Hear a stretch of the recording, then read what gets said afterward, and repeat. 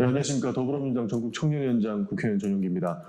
대통령께서 일본에 가셨다가 귀국을 하셨습니다.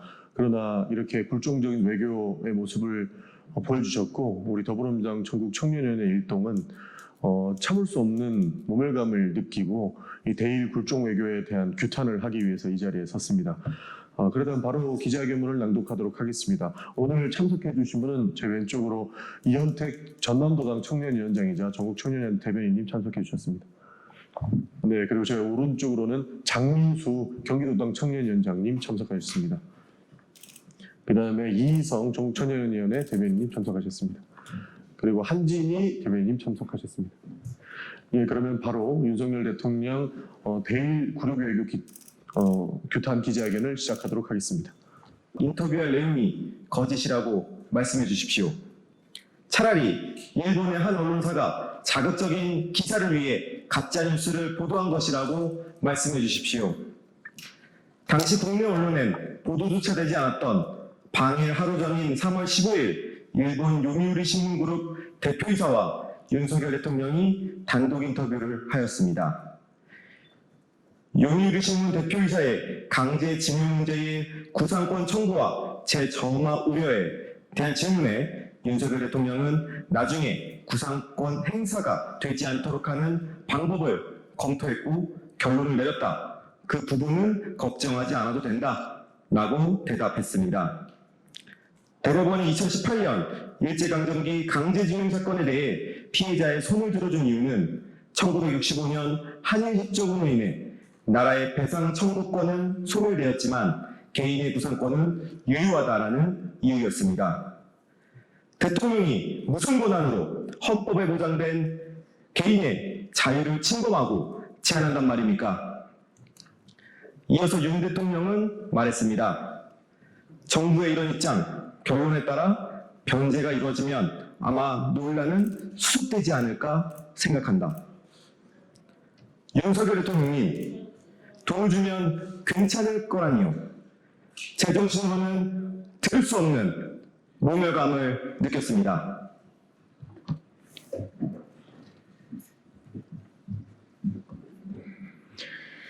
그 뒤에 질문도 이어졌습니다. 일본 정부가 안보 정책을 전환해 적 기지를 공격할 수 있는 반경 능력 확보를 선언한 것에 대해 어떻게 생각하느냐? 윤 대통령의 대답에 피가 거꾸로 쏟았습니다. 일본의 적 영토 내 미사일 기지 등을 공격할 수 있는 반경 능력 보유를 충분히 이해한다. 윤석열 대통령님, 일본의 요청과 희망을 들어주는 것이 관계 개선입니까? 관계 개선을 위해 일본이 원하는 뭐든 다 괜찮습니까? 후쿠시마 방사능 수산물 수입 금지도 해제하실 겁니까? 일본군 위안부 피해자를 기리는 소녀상을 모두 철거하고 대승적으로 독도를 일본과 50대 50 공동 소유라도 선언하시겠습니까? 국민 여러분, 아무리 무능하고 무지해도 절대 해서는 안 되는 것이 있습니다. 일본은 불법으로 우리의 국권을 강탈하고 35년간 강제정부하면서 우리에게 수없는 만행을 저질렀던 나라입니다. 민간인을 학살하고 징병제로 전장에 총알바지로 내보내고 정진대를 통해 여성을 성노예로 삼았습니다. 2차 세계대전에서 패망한 일본은 평화헌법 구조, 전쟁과 무력에 의한 위협 또는 무력의 행사는 영구히 포기한다 라는 규정으로 인해 다시는 전쟁을 일으킬 수 없는 나라입니다. 그런데 일본의 반경 능력 보유에 대해 충분히 이해한다라니요. 역사를 되돌아보면 일본은 호시탐탐 수없이 한반도를 침략해 왔습니다. 일본이 반격의 이유로 한반도를 공격하면 어떻게 하려는 것입니까? 한반도에 일본 군대를 다시 상륙시키겠다는 것입니까?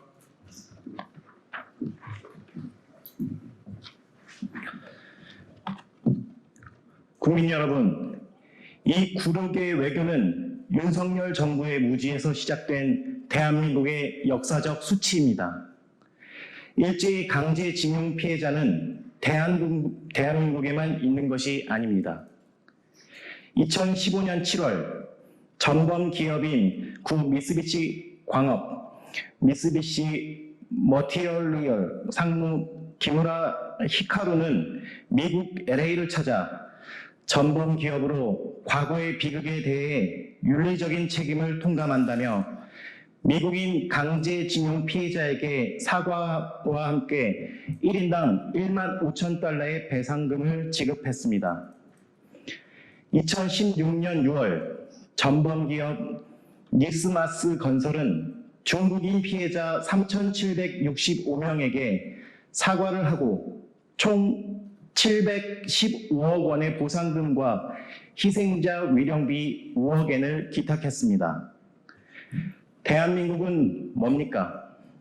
이러려고 대한민국 청년으로 살고 있나 자괴감이 듭니다.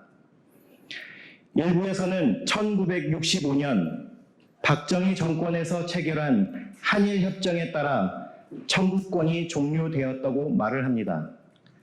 하지만 중국도 1972년 중일 공동성명에서 전쟁 배상 요구를 포기한다는 협약을 했습니다. 그러나 중국은 협정으로 포기한 것은 정부의 청구권이며 민간인의 청구권은 아니다라는 입장을 견지하며 결국은 일본의 사과와 배상을 받아냈습니다.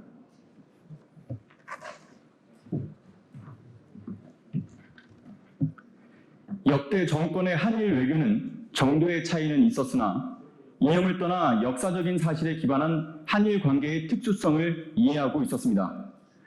후아무치 윤석열 정권은 지금 뭘 하고 있는 겁니까?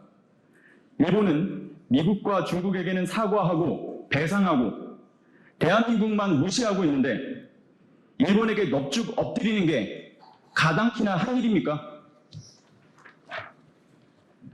국민 여러분, 누가 일본과 미래지향적인 관계로 나아가자는 것에 반대를 하겠습니까?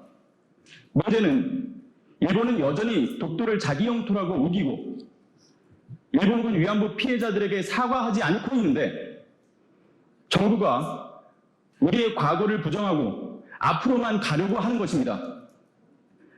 대한민국이 세계의 조롱거리가 되고 있습니다. 국민의 마음에 깊은 상처를 주고 얼굴을 들고 다니기가 민망할 정도로 수치스럽게 만들고 있습니다. 진심을 다해 읍소합니다. 윤석열 정권은 지금이라도 잘못을 깨닫고 석고대죄로 국민께 사과하시기 바랍니다. 그리고 대한민국 망국의 역사가 될 이번 협상을 원점으로 되돌리시기 바랍니다.